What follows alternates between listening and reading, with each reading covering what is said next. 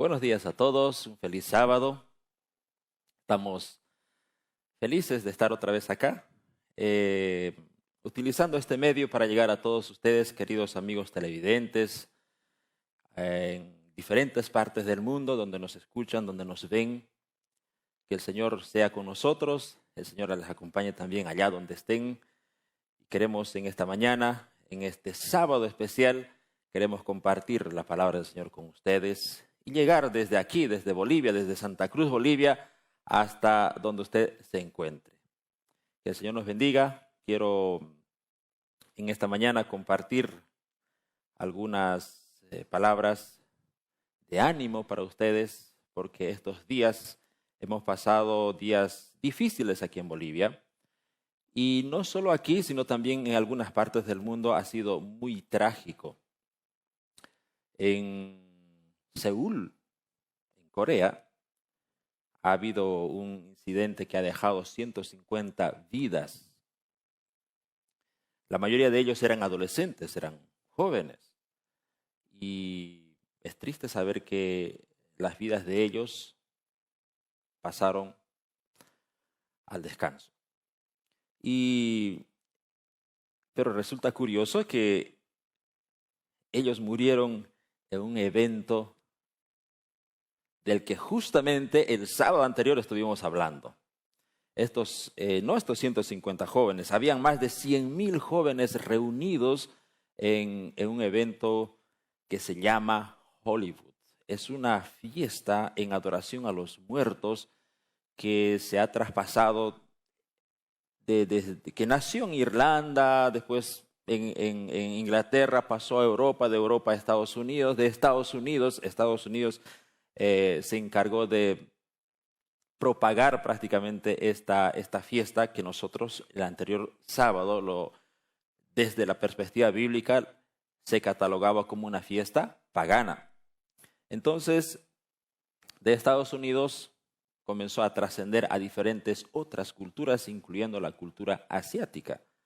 Entonces, allá en Seúl, en Japón, en Filipinas, en todas esas culturas, también se festeja el Halloween. Entonces, allá en Seúl, eso es lo que pasó hace unos cuantos días atrás, el 31, cuando muchos jóvenes se habían reunido en un lugar para festejar, para pasar una noche de Halloween, así se llamaba. ¿Y qué pasó? En unas estrechas calles, según describen las noticias, en estrechas calles se habían reunido donde estaban llenos de bares, de locales interesantes, atractivos para los jóvenes.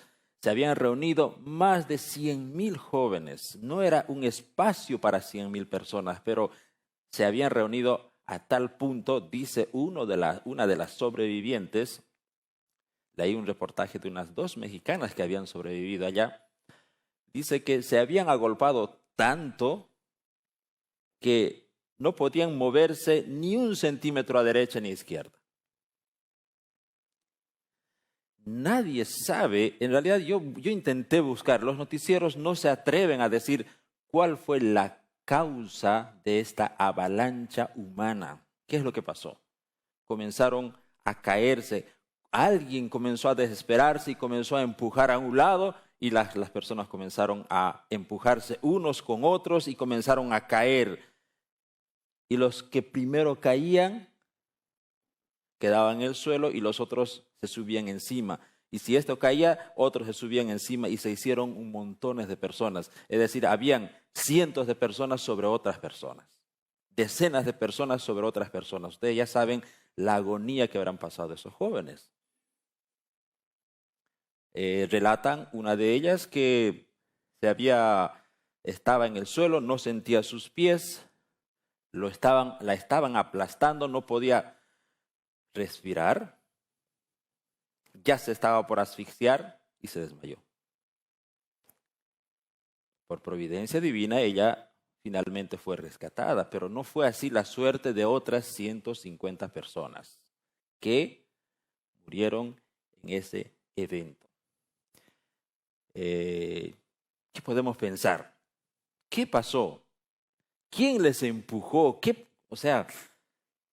No hubo un terremoto, no se cayó un techo, no fue un cortocircuito, no hubo nada. La policía hasta ahora se reserva el dar informes oficiales todavía. No se sabe si en realidad fue qué es lo que les empujó, qué fue lo que motivó aquella estampida, así se llama en español, estampida. ¿Qué es lo que motivó para que tanta gente se desesperara y quisiera salir por un callejón? ¿Dónde murieron esas personas? En un callejón que era supuestamente la salida. Un callejón es una calle estrecha, que por ahí intentaban escapar todos y fueron como animales. O sea, era sálvese quien pueda, y comenzaron a correr encima de los cadáveres de las personas sin importarles si estaban vivos o no estaban. Bueno, pasó en una noche de Halloween. Qué triste, ¿no? Nuestras condolencias para los padres. Sabemos que hay muchos padres que han perdido a sus hijos y que sé que nos están oyendo o nos van a escuchar en algún momento. Nuestras condolencias para ellos. Habían muchas personas extranjeras también allá. No solo eran coreanos, sino también habían muchos extranjeros que murieron. Pero vamos a la palabra de Dios. De eso habíamos hablado el sábado anterior, justamente, y nosotros sentíamos como medio de comunicación que está apegado a lo que así dice la Biblia, así está escrito. Habíamos dicho que por responsabilidad nosotros teníamos que hablar sobre este asunto y habíamos recomendado que esas costumbres no eran de origen divino, no están sancionadas o apoyadas por la Biblia, más bien tienen un origen oscuro, viene del mismo abismo.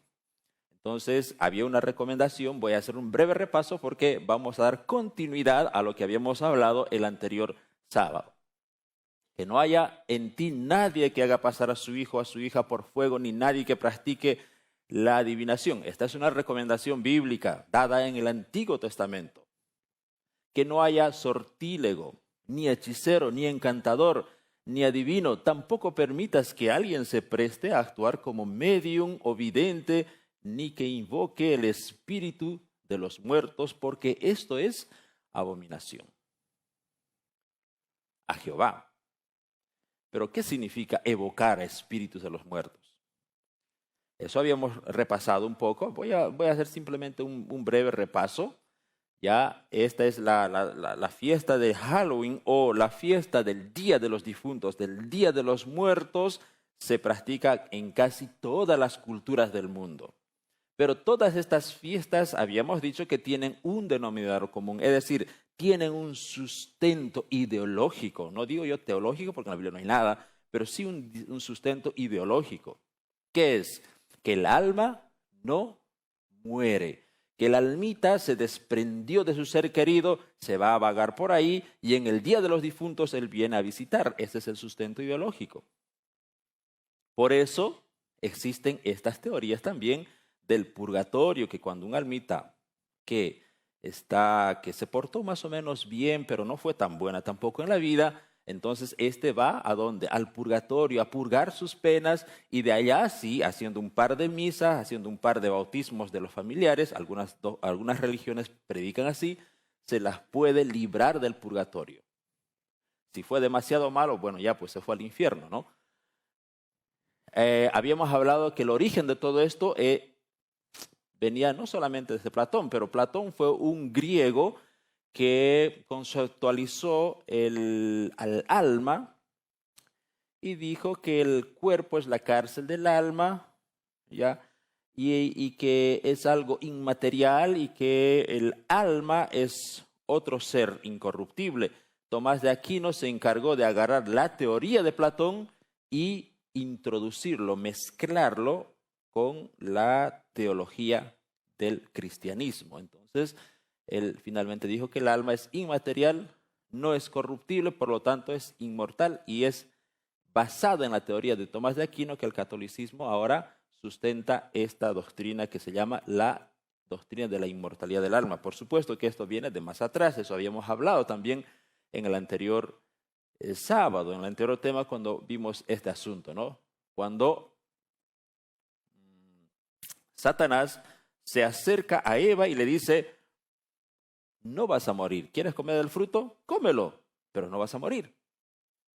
Cuando Dios le había dicho lo contrario, le había dicho, sí vas a morir. El día que comieres de ese árbol, vas a morir. Y Satanás siempre es en el lado opuesto, diciendo, no vas a morir.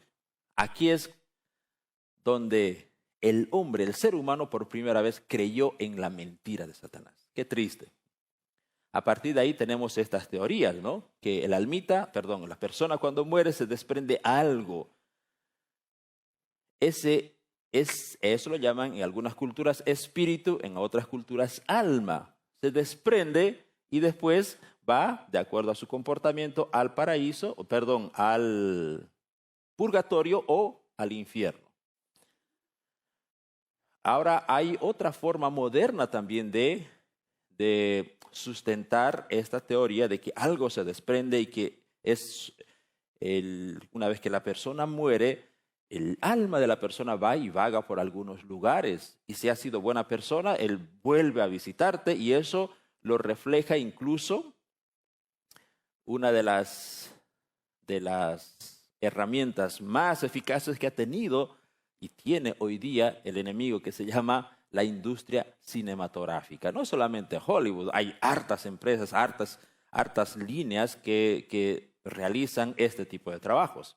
Por ejemplo, les había explicado, este es un hombre que pierde a su esposa porque se suicida y supuestamente como el suicidio no es bueno, ella va al infierno y este hombre la amaba tanto que era un hombre bueno, que él estaba destinado a ir al paraíso, pero decide intercambiar su suerte para ir a encontrarse con su esposa en el infierno. Eso es lo que creen que, basado en la teoría de Satanás. Satanás dijo, no vas a morir. Y eso se la creen también hoy día la industria cinematográfica. Es decir, se encarga el enemigo de traspasarnos esa misma doctrina dada a Adán y Eva al principio. Aquí, igual, entre dos mundos, esta jovencita pierde a su novio y el novio supuestamente viene a la visita y él charla. Aquí, en esta otra película, es otro joven que pierde a su hermanito y, bueno, él no acepta la muerte de su hermanito y va, lo visita en el cementerio y ahí finalmente lo ve a su hermanito y juega todas las noches con su hermanito hasta que conoce a su novia y no sabe cómo conciliar esas dos situaciones. No sabe si decirle a su novia.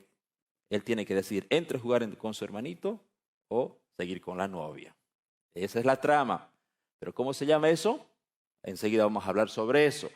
Entonces, nosotros tenemos que entender desde la perspectiva bíblica respecto a la muerte. Estoy haciendo un repaso para entrar a lo que nos faltaba todavía hablar en el anterior sábado. Ahora, existen algunas posiciones que son extremistas.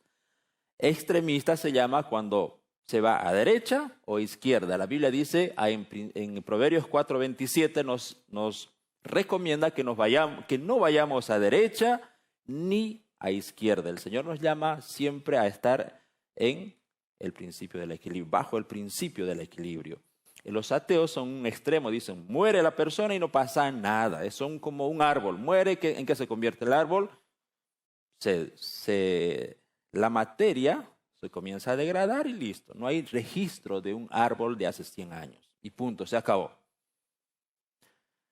El protestantismo católico dice, no, el cuerpo muere, pero hay un almita que nunca va a morir, que va a estar vagando por la eternidad por ahí. En otras culturas dicen que se va a encarnar en otro ser, en un hombre o en un animal. Pero la Biblia dice diferente. La Biblia no apoya ni la teoría de los ateos ni la teoría del protestantismo católico moderno. ¿Qué dice? El alma es la misma vida y el alma muere. Vamos a ver eso. Ya habíamos visto, ¿no? ¿Cuál era la interpretación de la Biblia respecto a alma, cuerpo y espíritu?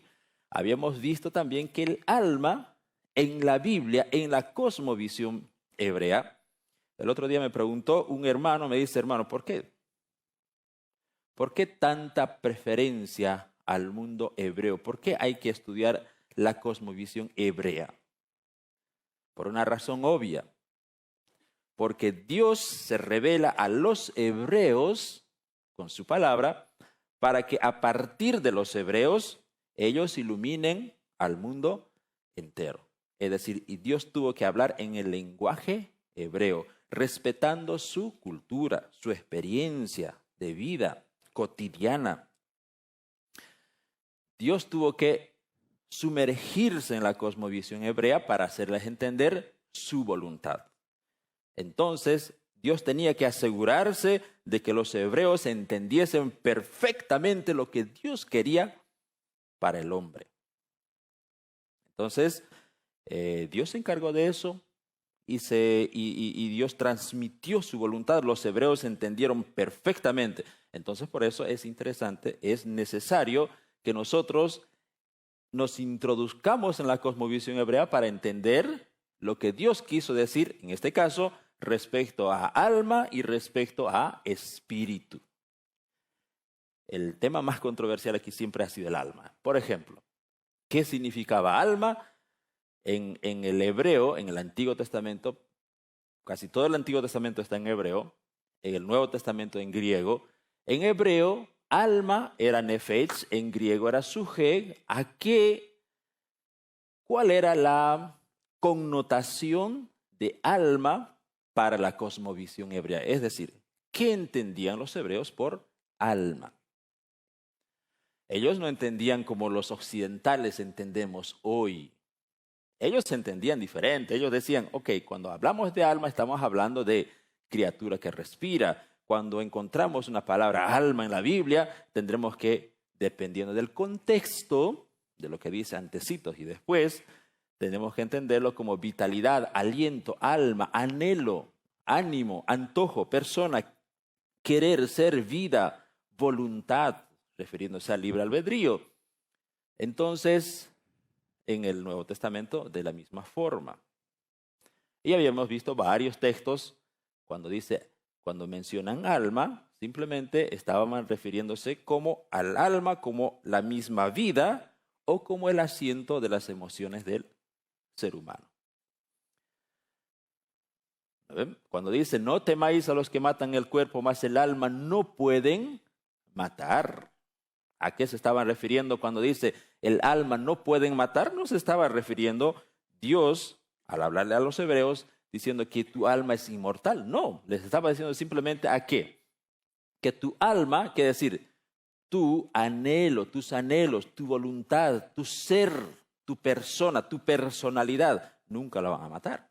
Es decir, Eduardo Merlos muere, el recuerdo queda. Ustedes me van a recordar cómo fui y punto. Entonces, a eso se refería. Tus registros quedan. A eso se refería. Bueno, sigamos. El espíritu, ¿a qué se refería? Bueno, era para el hebreo ruach, en el griego neuma, de ahí viene neumático, ¿ya? Que significaba corriente de aire, es decir, respiración, soplo, brisa, alma, racional, mentalmente, es decir, mentalmente, hablando desde la perspectiva mental, disposición. También en algunas partes se refiere al Espíritu de Cristo, al Espíritu Santo, etc. Entonces, ¿qué era para los hebreos? ¿Qué significaba cuando ellos hablaban espíritu? ¿Qué significaba para ellos? Significaba simplemente que el hombre tenía una capacidad que Dios le había dado a él para comulgar con Dios, es decir, para conectarse con Dios. ¿Cómo el hombre se conecta con Dios? ¿A través de su alma o a través de su espíritu? Es a través del espíritu. Es la parte del ser humano que le hace depender de un ser superior. Todos los seres humanos, incluidos nosotros, incluidos las personas que no conocen a Dios, que lo niegan, ellos también tienen ese espíritu. Solo que la diferencia es en que una persona cuando conoce al Dios de los cielos, al Dios creador de todas las cosas, él depende de ese Dios verdadero. Su espíritu se conecta con ese espíritu. Cuando las personas en el mundo, por ejemplo, pagano, ellos buscan ¿qué cosa? Siempre el ser humano siente esa necesidad de depender de alguien superior. Pero cuando no está direccionado por la Biblia, van y buscan otros dioses. Por eso, por todas las épocas, en todas las épocas, el ser humano siempre ha buscado depender de alguien superior. Entonces, cuando hablaban de espíritu, se referían a eso. Ya en algunas partes, por supuesto, se refería también al Espíritu de Cristo, al Espíritu Santo. Cuanto más conectado está el hombre con Dios, es un ser espiritual. Cuando muere, deja de ser espiritual, porque la Biblia finalmente dice algo interesante. Fíjense. Bueno, respecto al cuerpo no hay problema. Todos sabemos que el cuerpo es esto que llevamos, materia que se degrada, que muere. Cuando nosotros descansamos, eso se va a podrir, se va a volver polvo, porque así dice la Biblia. Del polvo fuiste tomado y al polvo vas a regresar. Entonces, cuando los hebreos hablaban del cuerpo, también estaban hablando como la parte que tendía al pecado, nuestro ADN que se apegaba siempre a lo malo, a eso se referían. Era el asiento de las necesidades fisiológicas. Cuando hablaban de cuerpo, también estaban hablando de la necesidad que siente el hombre de hambre, cansancio, emociones, etc. Fuerza humana, capacidades físicas, etc. Entonces, la Biblia finalmente dice: los que viven saben que han de morir, pero los muertos nada saben. No hay conocimiento, no hay cerebro, no hay corazón, no hay alma, no tienen más paga porque su memoria está puesta en el olvido. ¿Qué más termina con ellos? Su amor y su odio. Para ellos, alma era el centro de las emociones, los sentimientos. Entonces, cuando la persona muere, ¿qué también muere? Su capacidad de amar y de odiar. Para el hebreo eso era el alma. Con el alma ellos amaban, con el alma ellos odiaban, con el alma ellos podían querer, con el alma ellos decidían si seguir a Dios o seguir al enemigo. Su envidia fenecieron ya y nunca más tendrán parte en todo lo que se hace debajo del cielo. Eso dice la Biblia. Por eso el alma, desde la perspectiva bíblica y en la concepción de los hebreos, el alma era mortal. Cuando usted bebía, moría todo. Su vida terminaba ahí. O sea, el hombre finalmente no es un alma. Perdón, el hombre no tiene alma, sino es alma viviente. Es una persona que con capacidades de contener emociones y con capacidades también, es espíritu también con capacidades de poder adorar a Dios. Bueno,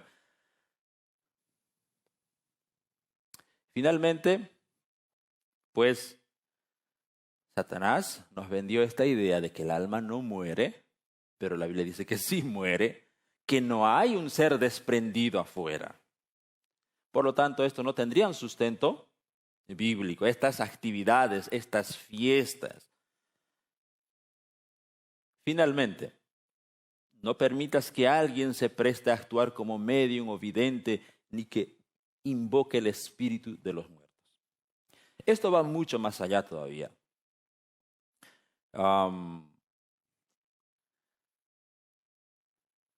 Y la gran pregunta ahora, esa es una pregunta que varias veces me la hicieron. Cuando yo alguna vez intenté dar algunos estudios bíblicos respecto a la mortalidad del alma, algunas personas en ciertos grupos se me acercaron y me preguntaban esto. Por eso puse este título. Y me imagino que muchos de nuestros amigos televidentes también se están preguntando: si usted dice que no se desprende nada del cuerpo y la Biblia dice que todo muere, ¿y por qué tenemos miedo a los cementerios? Y esas almitas que vemos, que caminan, yo lo vi, varias personas me dijeron, yo lo vi, hermano Eduardo, yo vi a mi tío, a mi abuelo caminando y pasaba por ahí al frente, lo vi, no puedo, bueno, ¿qué le voy a decir yo? ¿No te creo?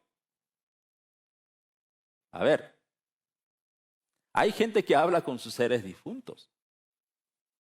Es más, hay personas que se prestan para trabajar de agentes mediadores entre los muertos y los vivos. ¿Saben cómo se llaman? Mediums. Y entonces, y usted dice que no pasa nada, el alma muere y no más. Pero ¿y estos de aquí que yo siempre veo? Yo lo vi al fulano, al sultano, especialmente los viejitos, ¿no veo? ¿Qué pasa? ¿De dónde vienen? ¿Cómo? ¿Qué explicación tiene la Biblia para esto? A eso vamos ahora. ¿Se acuerdan de una historia que está registrada en la Biblia está aquí en Segunda Crónica, no es Segunda Corintios, está mal escrito ahí. Segunda Crónicas, capítulo 11. Cuenta la historia de un rey, el primer rey de Israel, que se llamaba Saúl. Fue elegido por Israel, pero finalmente fue aprobado por Dios. Saúl tenía ciertas condiciones para seguir siendo considerado rey y para que Dios mismo le dé su apoyo permanente. Él tenía que ser simplemente obediente. Y había un líder que lo guiaba, se llamaba Samuel. Y Samuel, el profeta Samuel, siempre le decía: Saúl, no te olvides de cumplir los mandatos del Señor. Sí, no te preocupes. Y siempre era así, pero finalmente Saúl se llena de orgullo y de soberbia, dice la Biblia, que finalmente él decide no obedecer a Dios en muchas situaciones. En una ocasión Dios le dijo: vas a destruir a un país pagano cercano y amalecitas, creo que era. Bueno, entonces, pero él decide y le dijo: no me vas a traer nada de ese país. Ni sus ovejas, ni su ganado, ni oro, ni plata. Tienes que destruirlo todo. Está bien. Llegó allá, pelearon, Dios dirigió la batalla, les regaló una victoria, todos estaban felices regresando, pero antes de regresar, Saúl mira atrás y ve esa cantidad de manadas de ovejas blancas hermosas y unas vacas gordas, lindas. Hoy diríamos hermosos autos, ¿no? Bonitos, Mercedes, todos brillando. Y veía oro, plata por aquí, por allá. Y cuando ya estaban por matar sus soldados, dijeron: un rato, ¿por qué no agarramos y lo llevamos? Y bueno, finalmente decidieron llevarlo y bueno, fue una desobediencia que Dios no le agradó. Finalmente Dios le dice por medio de Samuel: tú no vas a ser más rey. Y bueno, se enojó, ahí ungen a David. Y en vez de acercarse y arrepentirse de sus hechos, Saúl se aleja más de Dios y más de Dios en una próxima batalla contra los filisteos. Cuando los filisteos estaban amenazando, esta vez Saúl busca a alguien para que le dé un consejo, para saber si tengo o no tengo que ir a la guerra. No encuentra a nadie. Finalmente él dice: entonces yo voy a orar a Dios. Y dice que él ora. Y no siente la respuesta de Dios. Entonces dice que va un sacerdote, le dice: quiero consultar al Señor por Urim y por Tumim. Las piedritas brillaban cuando decía sí, no, qué sé yo. Había una manifestación divina. Entonces tampoco Dios lo respondió y se desesperó. Dijo: ¿qué hago? ¿Tengo o no tengo que ir a la guerra? Y andaba por aquí, por allá, desesperado. El Espíritu de Dios ya no estaba con Saúl. Finalmente él dice: ¿qué hago? ¿Qué hago? ¿Qué hago? Y alguien le dice por ahí: ¿sabe qué? Allá por la frontera, en un lugar que se llama Endor, hay una pitonisa, hay una medium. ¿Saben qué es un medium? Hace rato dije, es una persona que sabe hablar con los muertos. Y dice: wow, pero no habíamos hecho matar a todas, no, pero sobró una ahí. Antes él había hecho matar a todas las pitonisas, las mediums. Estaba allá. Fueron, se disfrazó de persona común, llegaron allá. Finalmente, la pitonisa lo reconoce, le dice: tú eres Saúl, no me vas a matar. No, no te voy a matar, tranquilo, ahora sí te necesito. Bueno, ¿qué quieres? Quiero ver a un profeta que se llama Samuel. Samuel, el profeta de Dios, ya había muerto. Ya no estaba en vida. Pero le dice: a ver, ¿cómo es él? Hace todas sus ceremonias por ahí, por allá, y le dice: ahí viene un anciano. ¿Cómo es el anciano? Un anciano de barba blanca. A ese quiero verlo. Dice Saúl, el rey. Y ahí está la pitonisa y aparece aquí. El anciano, Samuel. Dice, Saúl queda así estupefacto, nunca había entrado con las brujas. Entonces Samuel le dice: ¿para qué me hiciste venir? ¡Ah, qué interesante! Comienza a hablar este ser. ¿Para qué me hiciste venir? Y Saúl le dice: bueno, es que yo estoy desesperado, el ejército filisteo aquí, allá, y nadie me responde, ni Dios, ni por Urín, ni por Tumín. ¿Qué voy a hacer? ¿Y sabe qué le dice este ser? Le dice,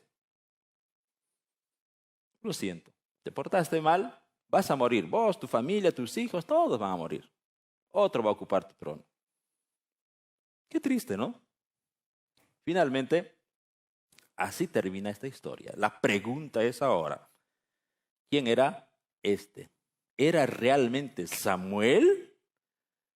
Si nosotros estudiamos esta historia desde la perspectiva de Platón, de Santo Tomás de Aquino, del catolicismo, o desde la perspectiva de todas las religiones paganas, entonces nosotros vamos a pensar que, hay un almita, o sea, su almita estaba vagando y la medium se encargó de traerlo de las oscuridades. Pero la Biblia no dice eso. La Biblia dice que el alma es la vida, el alma son las emociones, el espíritu es la capacidad que tenemos de adorar, de conectarnos con Dios.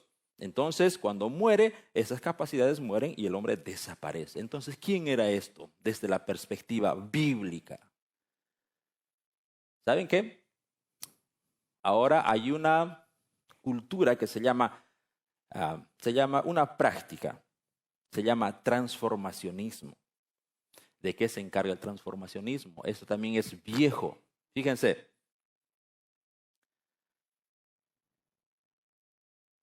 La Biblia, el registro bíblico dice que cuando Eva se acercó al fruto, ¿quién se acercó a hablarle? ¿Fue Satanás? ¿El ángel? No, dice la Biblia que fue una serpiente. Satanás se convirtió en una serpiente, se transformó en una serpiente. Y lo hizo de tal manera, o sea, que Eva jamás sospechó que era el ángel caído, simplemente dijo, wow, qué hermosa. Yo no sabía que este animalito, el más hermoso del paraíso, hablaba, y comenzó a hablar con él, se transformó. ¿Qué más pasó? Fíjense, ¿se acuerdan de Moisés? Cuando él va ante el faraón y tira su vara, se convierte en serpiente. Pero Satanás también, ¿qué hizo? Mis medios también pueden hacer lo mismo, mis magos también pueden hacer lo mismo, dijo el faraón. Y ellos tiraron, arrojaron sus varas, también se convirtieron en ¿qué? ¿Qué era eso? ¿Ilusionismo? No. El espíritu de profecía, Ellen G. White, habla al respecto y dice que no era el simple ilusionismo. Satanás sí tiene ese poder de transformarse en algo. ¿Qué es lo que va a pasar finalmente en nuestros días? ¿Qué pasó entonces en esta ocasión? Si Satanás pudo transformarse en una serpiente, pudo hacer serpientes igualitas al que hizo Moisés, entonces también él pudo transformarse. Engañó a Saúl y engañó a muchas personas de esta forma, pensando que era Samuel. Samuel no estaba aquí. No era el Samuel, esto era el mismo demonio transformado. Y eso es lo que sucede y va a suceder hoy día a través de esta práctica moderna que existe y se llama transformacionismo. La Biblia dice, a aquel inicuo cuyo advenimiento es según operación de Satanás con grande potencia, hace señales y milagros mentirosos. Estas son operaciones ¿de quién? Y ahora la pregunta siempre va a ser esa. ¿Y esas almitas quiénes son? Si la Biblia dice que las personas mueren, entonces, ¿quién está intentando engañar, distraer al ser humano? La Biblia dice en Apocalipsis 13:13, y hace grandes señales de tal manera que aún hace descender fuego del cielo a la tierra delante de los hombres. Hacer descender fuego del cielo, ¿se acuerdan de esta historia? La historia de Elías, cuando estaba en el Monte Carmelo, la evidencia de que él era profeta enviado por Dios, realmente era profeta enviado por Dios, era, si yo hago caer fuego del cielo, entonces Dios me ha enviado. Si ustedes, refiriéndose a los profetas de Baal, les decía, si ustedes logran hacer caer fuego del cielo, entonces Dios está con ustedes. La evidencia de que Dios estaba con alguien era fuego del cielo. Esto representaba veracidad. Finalmente, Elías hace su oración y Dios le responde y confirma a Dios mismo que Dios estaba con Elías. ¿Qué va a pasar en los finales de los días? Satanás va a hacer descender fuego del cielo. Intentará probar por todos los medios que sus agentes sí tienen razón, de que el alma nunca muere, de que las almitas que están por ahí son enviados por Dios, de que las almitas que están por ahí que les dan mensajes son de Dios. Finalmente, eso es lo que quiere hacer él. Engaña a los moradores de la tierra por las señales que le ha sido dado para hacer en presencia de la bestia. ¿Qué es el espiritismo? Está basado justamente en esta creencia de que el alma nunca muere o los espíritus andan vagando por ahí. Dice, creencia que los espíritus de los muertos conservan un cuerpo material y que pueden comunicarse con los seres vivos en ciertas circunstancias, especialmente gracias a la acción de ¿quién? De los médiums. ¿Pero qué dice la Biblia? Siempre está en contraposición con lo que Satanás dice o viceversa. Los muertos nada saben. Perdón, los vivos saben que han de morir, pero los muertos nada saben. No tienen más paga, porque su memoria está puesta en el olvido. También su amor, su envidia fenecieron ya, son como un ladrillo inerte. No piensa, imagínense, un ladrillo piensa, no. Un ladrillo ama, odia, no. Así. La Biblia dice, del polvo fuiste tomado y al polvo vas a regresar. Y nunca tendrán parte en todo lo que se haga debajo del sol.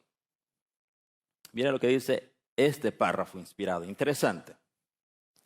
Cómo Satanás sigue trabajando hoy día, sigue acercándose a las Evas y Adanes modernos diciendo, no vas a morir, tranquilo vos, disfruta de la vida. La vida es para disfrutar, morir como sea, pero porque después allá, cuando te vayas, cuando te mueras, vas a ir a un purgatorio. De allá tus parientes pueden hacerte misas, te pueden rescatar. Sigue mintiendo a la gente. Es más, sigue diciéndoles cosas como estas, lo que les comenté al principio.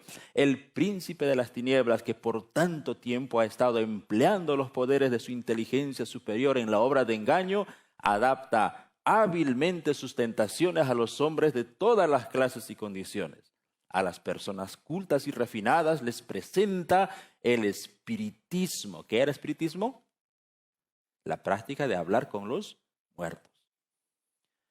Les presenta el espiritismo bajo sus aspectos más sutiles e intelectuales. Yo les apuesto que a ustedes, no sé, muchos amigos televidentes dirán, pero yo jamás iría a hablar con un muerto, ¿cómo no? ¿Usted tiene miedo de hablar con un muerto? Pues sí, Satanás sabe de eso. Pero se le va a presentar de muchas otras formas. ¿Sabe? Yo estaba leyendo una revista interesante de una persona que había practicado el espiritismo y después se convirtió al cristianismo. Ella cuenta su historia. En una de las partes ella dice, el espiritismo usted lo va a encontrar en todas partes. ¿Pero cómo? Si usted se va al bosque, a la montaña, ahí donde todos son gente simple, de poca lectura, más ingenua, él está allá en forma de brujas, hechiceras, no sé cómo se llama acá, o en otros países. Si usted va a la ciudad, en la ciudad no está la bruja con bastoncito chueco y nariz grande, no está ahí en la ciudad. ¿Dónde está? Está en la persona de las consejeras, consejeros espirituales, con su bolita cargadito de naipes, ahí está en la ciudad. Y si usted quiere entrar a un entorno social más selecto, ahí ella dice, en las casas doradas, yo me imagino Las Vegas, por ejemplo, ¿cómo está ahí? Dice que en esos medios, quizás ustedes no conocen, pero en esos medios ella cuenta su experiencia y dice, en esos entornos de clase más elevada, de científicos, de gente que es muy escéptica a ciertas culturas, Satanás se presenta de otra forma, como personas. Él viene como persona elegante, no él mismo, sino personificado en un ser que murió. Viene, les habla, les da consejos en los entornos políticos. Dice ella que él, Satanás, se presenta personificado en una persona que murió y les dice, ¿sabe qué? Tienen que hacer esto, tienen que hacer aquello. A los ricos, cuando están con su dinero, su inversión en riesgo, ellos van, se acercan a los salones dorados, una persona muy elegante invoca a los espíritus y ese espíritu supuestamente superior de otras épocas viene y les dice, haz esto, no hagas aquello porque en este negocio te va a ir mal y aquí te va a ir bien, etc. ¿Dónde está Satanás? En todos los círculos y se presenta en aspectos más sutiles. Así consigue atraer a muchos a sus redes. La sabiduría que comunica el espiritismo es la que describe el apóstol Santiago, lo cual, ¿de dónde viene? No desciende de lo alto, sino es terrena, animal, diabólica. La gran pregunta para finalizar. ¿Qué queda después de la muerte? Entonces, si el hombre muere, entonces somos como desde la perspectiva bíblica, somos como una maderita que finalmente es cortado, se pudre, se desintegra y queda polvo. ¿Así somos el ser humano? En cierto sentido, sí. Pero hay algo que queda registrado. ¿Cómo se llama? Interesante. La Biblia dice en Apocalipsis 20:12, miraba yo, fueron puestos tronos y un anciano de días se sentó. El tribunal se sentó en el juicio y los libros fueron abiertos. Tomen en cuenta esto. Hay unos libros que fueron abiertos. ¿Qué había en esos libros? Aquí en Apocalipsis dice, los libros fueron abiertos y otro libro fue abierto, el libro de la vida, y los muertos fueron juzgados según sus obras, por las cosas que estaban escritas en los libros. Hay algo interesante que aquí tenemos que aprender. Que el ser humano, mientras vive, escribe un registro de vida allá en el cielo. Es decir, hay ángeles allá en el cielo que están escribiendo nuestro registro de vida. ¿Cómo estás viviendo? ¿Qué estás haciendo en vida? ¿Qué estás pensando? ¿Qué estás planificando? Así dice el conflicto de los siglos. ¿Qué estás intentando hacer? ¿Cuáles son tus objetivos? Todo está registrado, dice, con tanta minuciosidad. Todo está registrado. ¿Dónde? Según la Biblia, en los libros. Un día, dice la Biblia, profetiza la Biblia que un día esos registros serán abiertos. Y según la profecía de Daniel 8:14, capítulo 9 también, dice que esos libros fueron abiertos al concluir la profecía de las 2300 tardes y mañanas. Y eso por historia lo sabemos, que cayó en 1844. Desde ahí, los seres, tanto muertos, no sabemos en qué momento comienza el juicio de los vivos, pero ya están siendo juzgados, no en persona, porque la Biblia dice que nosotros ya hemos fenecido. Pero ¿qué queda de nosotros? Nuestro registro. ¿Qué hiciste estando en vida? ¿Y qué es lo que va a pasar? ¿Ya? Esta persona representa a nuestros registros, lo que hemos escrito de nuestra vida estando en vida. Quedan registrados aquí en los libros. Dice la Biblia, de modo que cada uno de nosotros dará cuenta a Dios de sí mismo. ¿Cómo voy a dar cuenta a Dios de sí mismo? A través de mis registros. ¿Qué más? Todos nosotros debemos comparecer ante el tribunal. La teoría del ateísmo, entonces, no es correcta, no es bíblica. El ateo dice, aquí morimos todos y aquí termina toda la historia. No termina ahí la historia. Nuestro cuerpo, nuestra alma, nuestro espíritu, sí, ahí acabó todo. Pero queda, ¿qué cosa? Nuestro registro, porque un día vamos a comparecer ante el tribunal. Y Pablo, cuando estaba diciendo un día, estaba refiriéndose al final de las 2300 tardes y mañanas. ¿Ve? Entonces, ¿qué vamos a hacer ante el tribunal? Nosotros vamos a ser juzgados y vamos a ser recompensados de acuerdo a lo que hizo uno en vida, sea bueno o sea malo. Eso es muy diferente. Entonces, nuestro cuerpo, el cuerpo, cuando descansa, desaparece también el alma y el espíritu. Porque nosotros somos alma y nosotros somos espíritu y somos cuerpo. Y cuando descansamos, todo termina ahí. Finalmente, queridos hermanos, Pablo escribe y dice, 1 Corintios 15, de 51 en adelante, he aquí os digo un misterio, no todos dormiremos, pero todos seremos transformados en un momento y abrir y cerrar de ojos. A la final trompeta, porque se tocará la trompeta y los muertos serán resucitados. Esto va a ser un evento que le compete única y exclusivamente a Dios. Los muertos van a ser resucitados porque Dios sí tiene poder de resucitar, de crear de cero. Adán lo hizo ¿de qué? Del polvo de la tierra. Dios sí tiene capacidad de crear, de resucitar. Lo demostró Jesús estando aquí en la tierra y también durante la historia bíblica.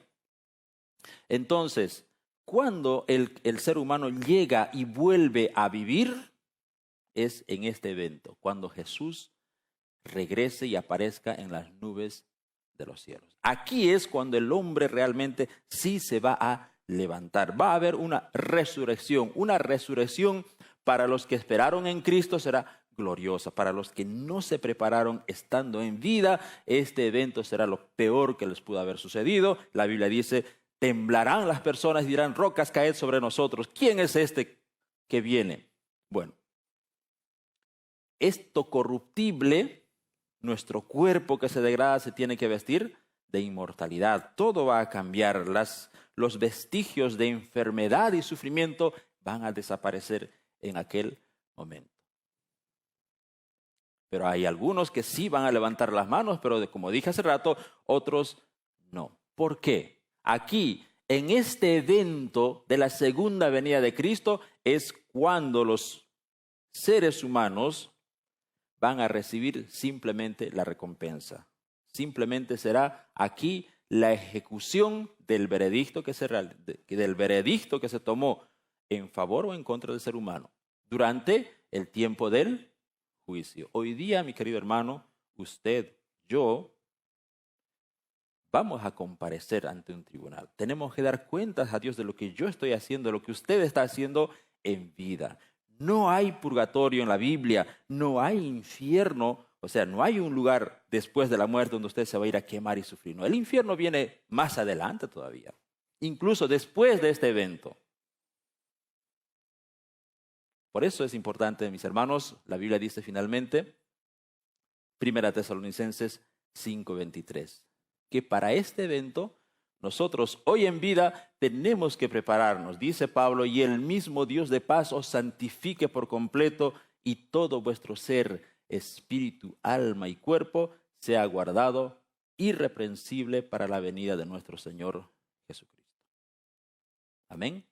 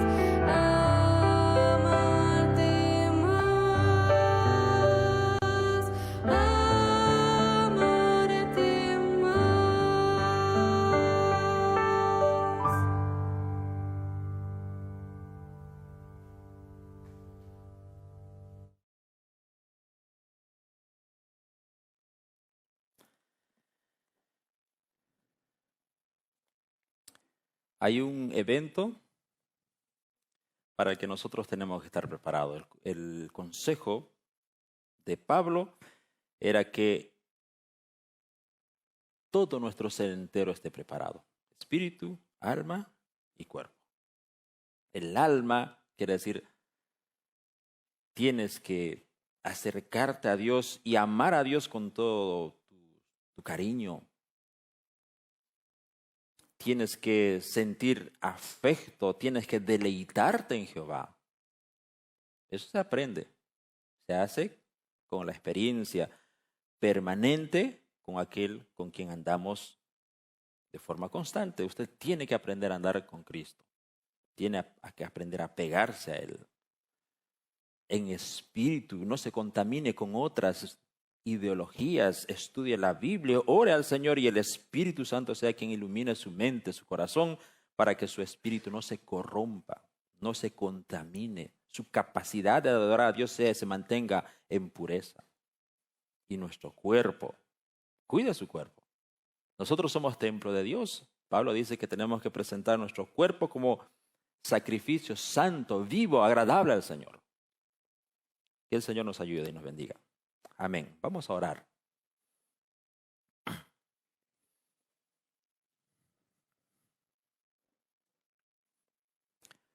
Padre nuestro que estás en los cielos, te damos gracias, Señor, porque nos has dado la oportunidad de escuchar tu palabra.